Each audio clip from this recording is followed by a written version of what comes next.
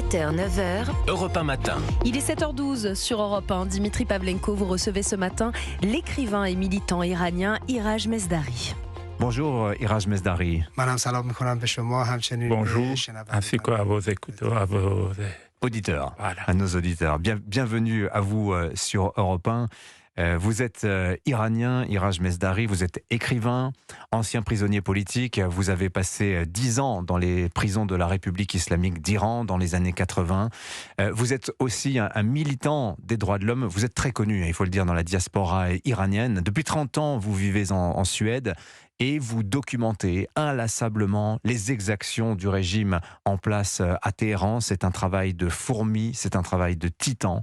Vous allez nous en parler, Iraj Mesdari. Merci d'être avec nous sur Europe 1 en 16h critique pour l'Iran. Peut-être pour commencer, avez-vous des nouvelles de ce qui se passe en ce moment, des nouvelles depuis le pays ? Pendant 2 jours, ils ont massacré environ 12 000 personnes. Peut-être quand vous entendez ce nombre de victimes de massacres, ça vous étonne. Pour moi, ce chiffre, c'est un chiffre normal, parce que moi, dans les années 80, j'ai vu le massacre des prisonniers politiques, 4 000 prisonniers pendant quelques semaines. Pour moi, ça me paraît normal.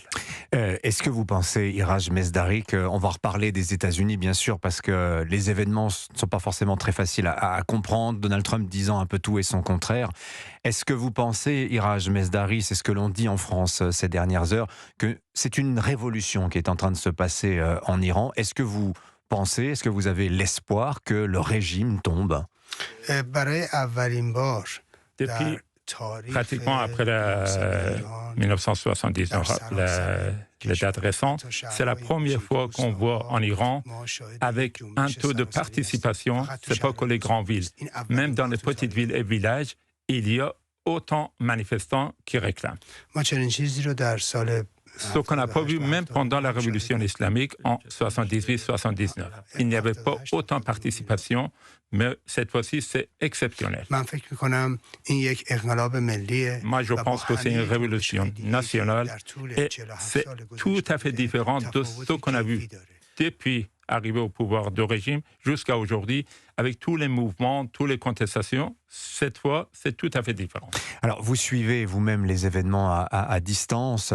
Est-ce que vous aimeriez pouvoir rentrer en Iran pour vivre ce que vous considérez comme une révolution, Iraj Mesdari ? Et puis, plus généralement, comment les événements actuels sont-ils vécus dans la diaspora iranienne ? Parce que ce sont près de 5 millions d'Iraniens qui vivent à l'étranger, beaucoup en Europe et en Amérique du Nord.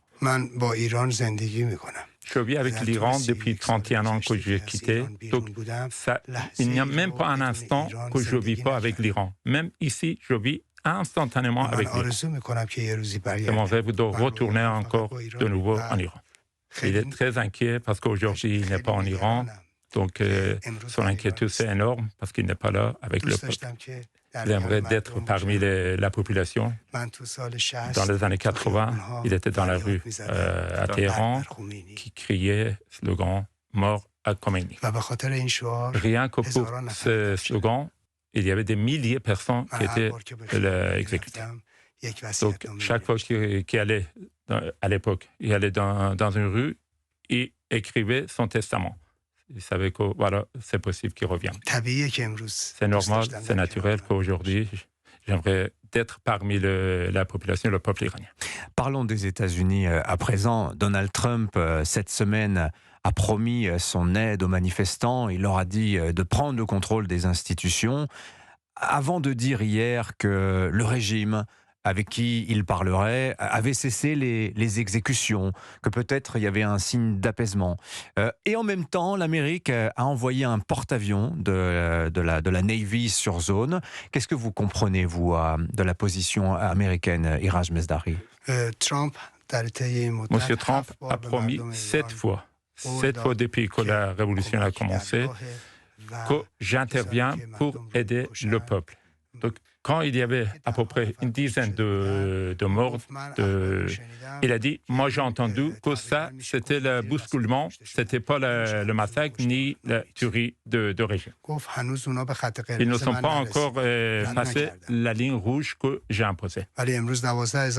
Même maintenant, aujourd'hui qu'on parle, le chiffre avancé, c'est 12 millions. 12 000 avec la prudence, c'est-à-dire c'est le minimum qu'ils ont annoncé, c'est 12 000 morts, 12 000... À votre avis, c'est pas franchir la ligne rouge?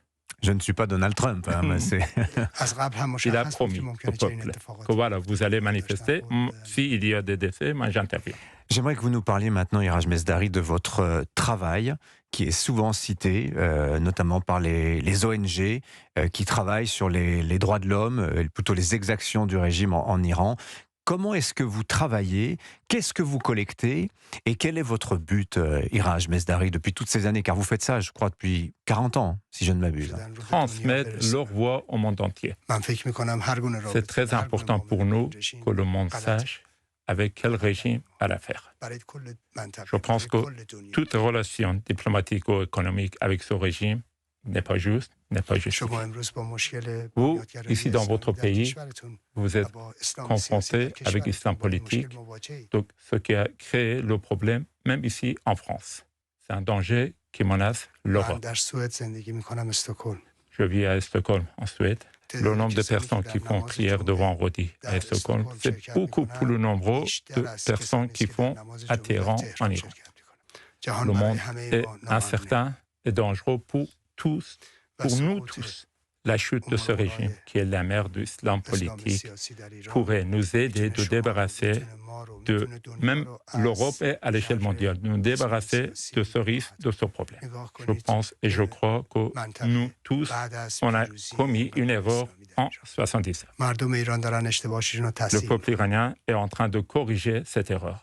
Justement, vous dites que le peuple iranien va corriger l'erreur de 1979, de l'arrivée au pouvoir de Khomeini.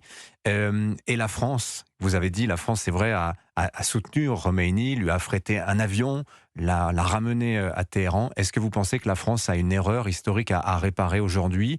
Est-ce que vous avez un message à passer aux autorités françaises, Iraj Mesdari? Il y a à peu près 3 ans, M. le Président Macron a rencontré quelques figures du mouvement Femmes, Vie, Liberté. Quand on lui a demandé comment ça se fait que vous avez rencontré le président Raisi, qu'en Iran on le surnomme président d'exécution, il a répondu « vous n'avez pas d'alternative ». Maintenant, vous pouvez entendre et voir l'alternative qui est créée en Iran. Il crie son nom, même sous le rafale de mitrailleuse. Vous n'entendez pas? Il pense que c'est maintenant que vous devez écouter le peuple. Demain, ça sera trop tard. Merci beaucoup, Iraj Mesdari, pour votre témoignage au micro d'Europe 1. Merci d'être venu nous voir. Je vous souhaite une excellente journée. Merci. Merci.